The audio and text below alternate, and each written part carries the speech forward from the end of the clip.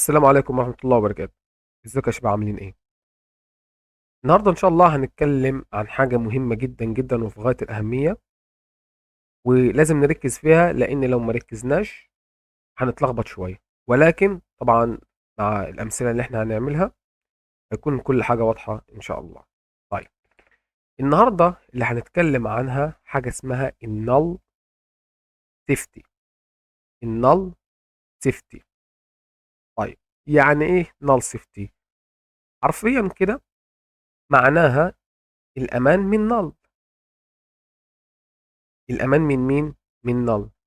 طيب، مين نل دي اللي معمول لها نظام حماية مخصوص، او ان احنا بنأمن البرنامج بتاعنا من النل دي؟ النل دي عبارة عن متغير ملوش قيمة.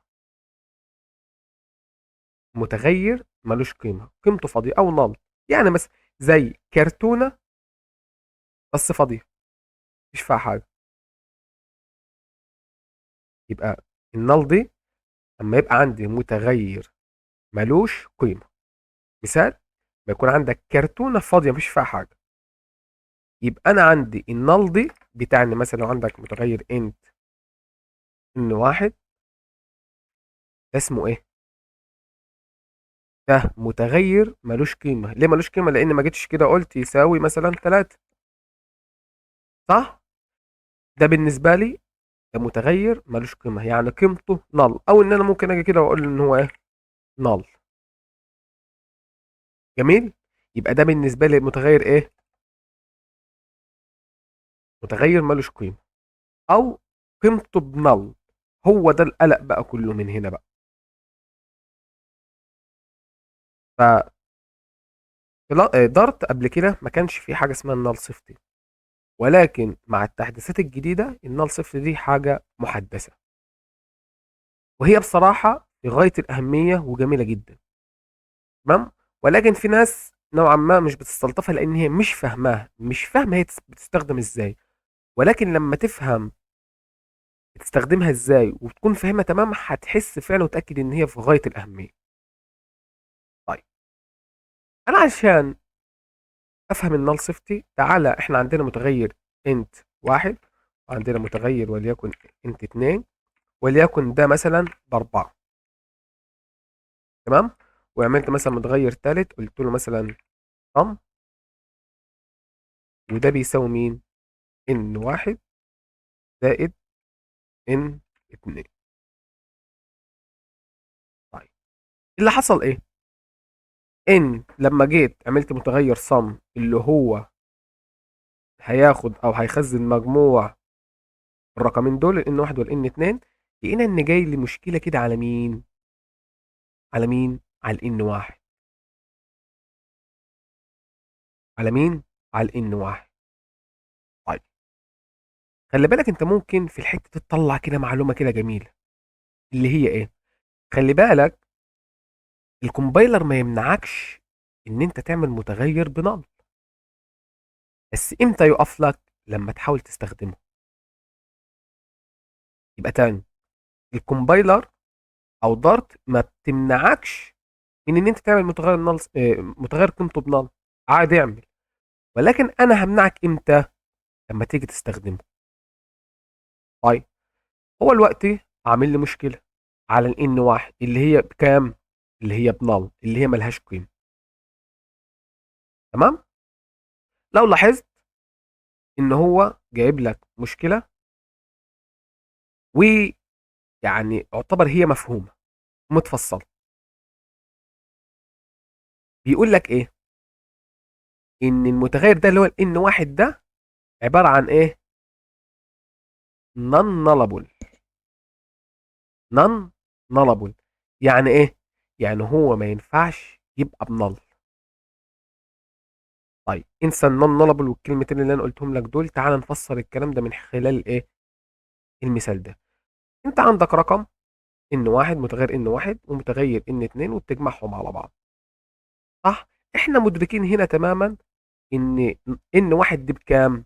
ملهاش قيمه اهو، يبقى بايه؟ قيمتها ايه؟ نل. طيب، فجيت حضرتك تحت عملت متغير اسمه sum بيجمع قيمة ال n1 زائد ال n2.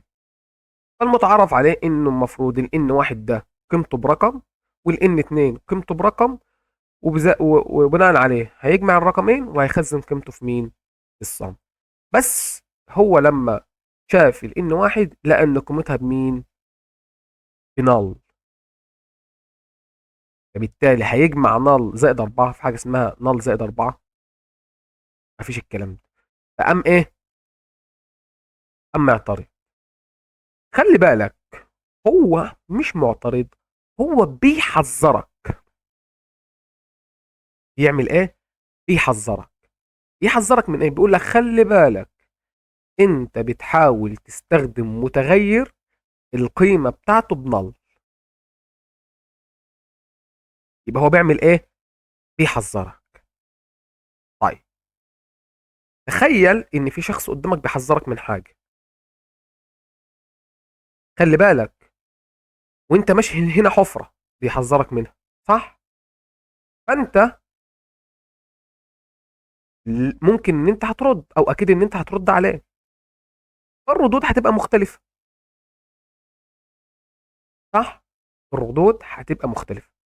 يبقى مثلا هتقول له اه انا عارف، او اما هتقول له تمام انا لو رحت مثلا ولقيت الحفرة دي ممكن اروح من مكان تاني، وعندك ايا كان الرد اللي انت هترده. هكذا الكود. هو اللغة او الكومبايلر بيحذرك، بيقول لك خلي بالك انت بتحاول تستخدم قيمة، بتحاول تستخدم متغير ملوش قيمة، قيمته بنال. فالمطلوب منك ان انت ترد. طيب، احنا هنرد باكتر من رد. طيب، انا هرد عليه حاليا باول رد عندي. انا هو الكومبايلر بيقول لي خلي بالك انت بتحاول تستخدم قيمه، بتحاول تستخدم متغير قيمته بنل. في العمليه مثلا الحسابيه دي بيقول لك خلي بالك انت بتحاول ان انت تستخدم الان واحد اللي هي بنل في عمليه مثلا عمليه جمع. طيب، فاول رد انت هترد عليه فيه ان انت هتقول له يا كومبايلر او يا لغه، انا عارف ان الان واحد ده بنل، او ممكن يكون بنل. تاني، يبقى انت اول رد على الكومبايلر هتقول له يا كومبايلر شكرا على تحذيرك، انا عارف ان الان واحد ده بنال، او عادي ان هو ممكن يبقى بنال عادي، يعني انا عارف ان هو ملوش قيمه، او ممكن يبقى ملوش قيمه عادي، يعني انا عارف بالكلمتين دول.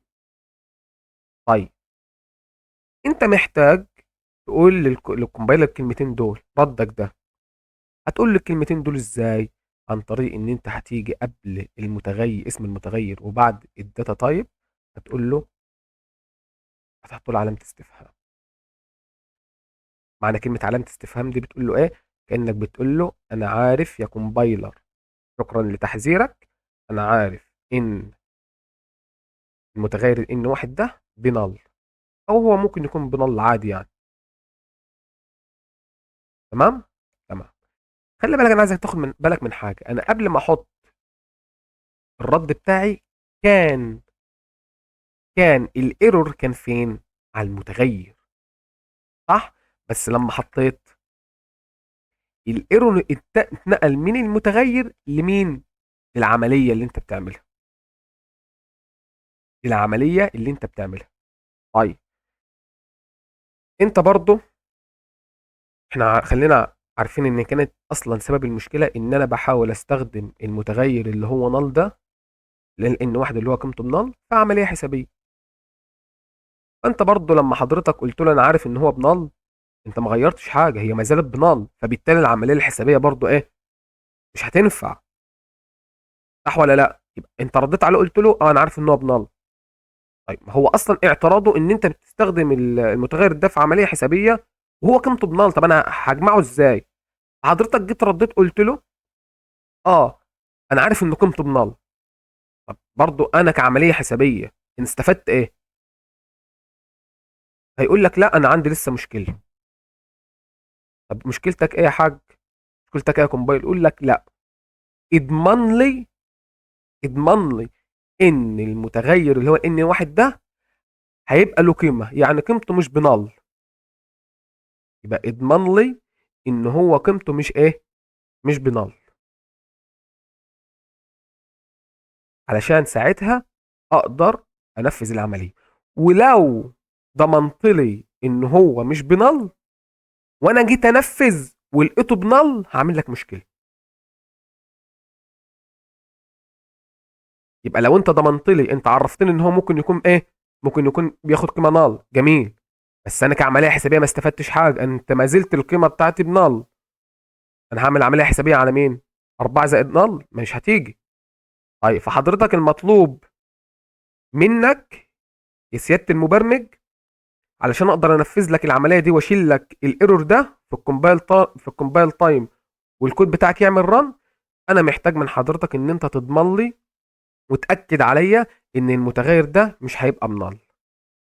طب لو انا اكدت لك، انا كمبرمج اكدت لك ان هو مش بنال وهياخد قيمه، والكومبايلر او انت جيت عملت رن واكتشف فعلا ان هو بنال، هيسبب لك مشكله فين؟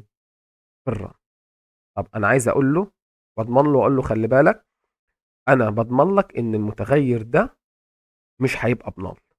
اقول له الكلام ده ازاي؟ عن طريق ان انا اجي هنا قبل بعد المتغير. شوف انت في وقت ما انت بتستخدمه، يعني وانت بتستخدمه هتحط علامه الايه، التعجب دي. طب علامه التعجب دي بتعني ايه؟ بتعني ان الان واحد ده، رغم ان انا قايل لك فوق ان هو ممكن يكون بنال، فانت اما جيت استخدمه انت اعترضت لي برضه، لان انت بتستخدمه في عمليه حسابيه، والعمليه الحسابيه دي محتاجه ان هو يكون له قيمه. تمام.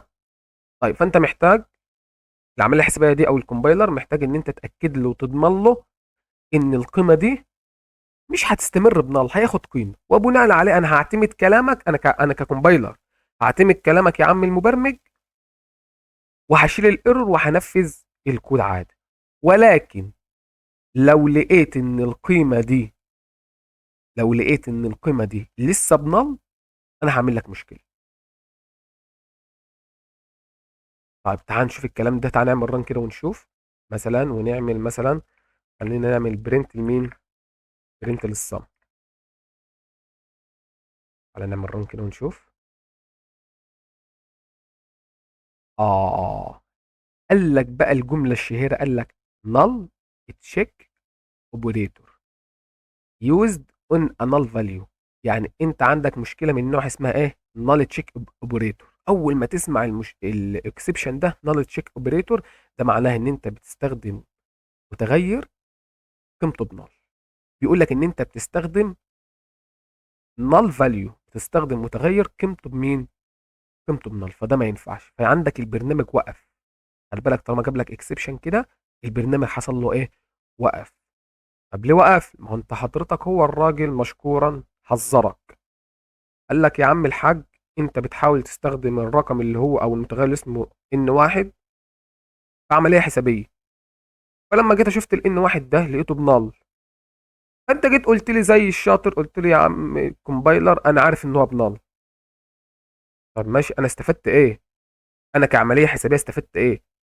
انت عارف ان هو بنال، ماشي. طب انا عشان حضرتك عارف ان هو بنال هجمع نال زائد 4؟ مش منطقي. طيب بعد اذن حضرتك يا عم المبرمج، انا هستاذنك كمان تعمل لي حاجه، الا وهي ان انت تتاكد لي او تاكد عليا ان المتغير ده اللي هو الان واحد ده مش هتفضل قيمته بنال، هياخد قيمه، وساعتها انا هعتمد كلامك. انا ككمبايلر هعتمد كلامك يا عم المبرمج، وساعتها هنفذ. بس ساعتها لو انا بنفذ ولقيت قيمته بنال، انا هوقف لك التطبيق واعمل لك ايه، واعمل لك مشكله. جميل. جميل يا شباب. طب فرضا مثلا انت جيت هنا قلت له الان واحد يساوي مثلا 5 اهو. تمام. حتى انت ممكن لو جيت لاحظت ان القيمه دي العلامه دي، هو بيقول لك خلي بالك يعني ملهاش لازمه الوقت، يعني حتى لو جيت شلتها مش هيحصل مشكله. ليه؟ لان الكومبايلر شاف ان الان واحد اصبح قيمته مش بنال، ده انت اديت له قيمه الوقت، صح؟ فبالنسبه له عادي، خلاص انا ضمنت ان الان واحد ده له قيمه الوقت. انما كان الاول لو شلنا السطر ده يقول لك لا ده الان واحد ملوش قيمه، فبعد اذنك اكد لي ان هو بايه، اكد لي ان هو هياخد قيمه. وصلت يا شباب؟ وصلت. يبقى انا عايزك تركز قوي في الرموز دي، لان كل رمز بيعبر عن رد. كل رمز بيعمل ايه؟ بيعبر عن رد. طب تعال نشوف مثلا لو هو كان خد قيمه، واحنا حتى لو احنا حاطين دي برضه، تمام، حتى لو احنا حاطين العلامه دي، تعالى نعمل ران كده ونشوف هل في اختلاف ولا لا. لا الموضوع اشتغل والدنيا تمام. هو في متغير اللي اسمه صم، جمع الان واحد اللي هي باربعه زائد الان اتنين اللي هي باربعه برضه، ونطبع الناتج اللي هي 8، والامور اشتغلت وتمام. يبقى فهمت النال سيفتي بتعمل ايه؟ طيب، يبقى كان اول رد عندنا ان لما الكومبايلر بيحذرني، فكان اول رد بالنسبه لي ان انا اقول له يا عم الكومبايلر، انا عارف ان القيمه الان واحد دي بنال، انا حطيت مين؟ حطيت العلامه دي. طب لما جيت استخدمه، قال لي الكومبايلر قال لي اضمن لي ان المتغير ده هياخد قيمه، فقمت انا راح حاطط له علامه الايه؟ علامه التعجب. وانا شفت لما ما اديتلوش قيمه كان قيمته بنال، حصل مشكله في البرنامج والبرنامج وقف، حصل اكسبشن من النوع النال تشيك اوبريتور. جميل يا شباب؟ جميل. ان شاء الله الفيديو الجاي هنكمل كلامنا عن الردود اللي احنا هنرد بيها على مين؟ على الكومبايلر بتاعنا. استناكم الفيديو الجاي، والسلام عليكم ورحمه الله وبركاته.